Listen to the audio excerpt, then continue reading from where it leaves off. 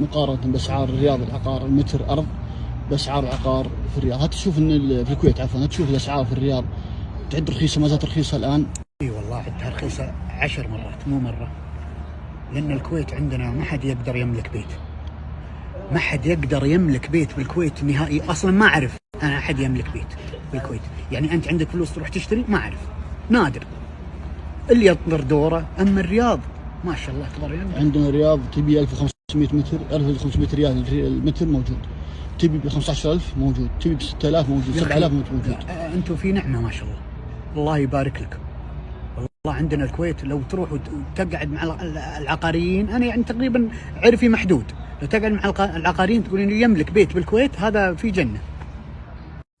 بس الله يبارك لكم. آمين ويهنيكم. وخصوص الإيجارات عندكم كم الإيجار؟ الإيجارات أنتم شهري ولا سنوي؟ لا، احنا إيجاراتنا طال عمرك شهري. شهري. الإيجار الشقة